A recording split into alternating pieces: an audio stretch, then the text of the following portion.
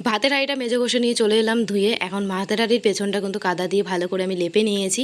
গতকালকে আমার রান্নার গ্যাসটা শেষ হয়ে গেছে, তাই আজকে আমাকে কাঠেই রান্না করতে হবে। কাঠে রান্না করতে আমার বেশ ভালোই লাগে। জানি না বুক করেছি 2-3 দিনের মধ্যে হয়তো দিয়ে দেবে। ততদিন অবধি আমি ভালো করে কাঠে তো রান্না করে নিই। কাঠে রান্না করতে বেশ ভালোই লাগে। তো দেখো এখানে কিন্তু আমি উনুনটাকে ধরাবো দেখে দুটো প্লাস্টিক দিয়ে ধরিয়ে নিয়েছি। উনুন যদি এরকমভাবে ধরাতে চাও দুটো প্লাস্টিক দেবে, দেখবে খুব ভালো করে কিন্তু কাঠের উনুন ধরে যায়। তো এখানে দেখো আমি কিন্তু ভাতটা বসিয়ে দিয়েছি। আর মা বলে গেছিলো দোকানে যাওয়ার সময় যে আজকে পুঁই শাকের তরকারি খাবে। আর আমাদের গাছেই কিন্তু হয়েছে পুঁই শাক। তো সেখান থেকে কিন্তু দুটো ডাল কেটে নিয়ে এসে কল থেকে আমি ভালো করে ধুয়ে নিলাম, কারণ এগুলো কাদা বালি মাটি লেগে রয়েছে। আর নিজেদের গাছের কোনো সবজি হোক টাটকা টাটকা, আর টাটকা ফল খাওয়ার মানে একটা আনন্দই কিন্তু আলাদা।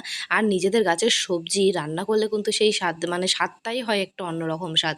তুমি দোকান থেকে নিয়ে এসে রান্না করবে সেই স্বাদটা অন্যরকম, আর নিজেদের গাছের সবজি রান্না করবে দেখবে সেটার স্বাদ আলাদা রকম। তো পুঁই শাকটাকে কিন্তু কুমড়ো, বেগুন, আলু, কচু সমস্ত কিছু দিয়ে আমি রান্না করব। তো এদিকে কিন্তু আমার রান্নাবান্না প্রায় কমপ্লিট হয়ে গেছে। তরকারিটা এখন আমি নামিয়ে নিয়েছি। তো রান্নার এই জায়গাটা ভালো করে ঝাঁট দিয়ে সুন্দর করে কিন্তু এখন আমি মুছেও নেব। তো চলো বাকি কাজগুলো করতে করতে আজকে তোমাদের মিষ্টি একটা ছোট্ট কমেন্ট বলি। ঘরের কাজ তো করতেই হবে। হ্যাঁ দিদিভাই, ঘরের কাজ তো করতেই হবে। ঘরের কাজ করতে আমার ভীষণই ভালো লাগে। তো চলো ঘরের ভেতরটাকে এখন আমি সুন্দর করে মুছে নেব। থ্যাংক ইউ দিদিভাই আমাকে এত সুন্দর একটা কমেন্ট করার জন্য। আমার তরফ থেকে রইল তোমার জন্য অনেক অনেক ভালোবাসা। অনেক ভালো থেকো দিদিভাই তুমি।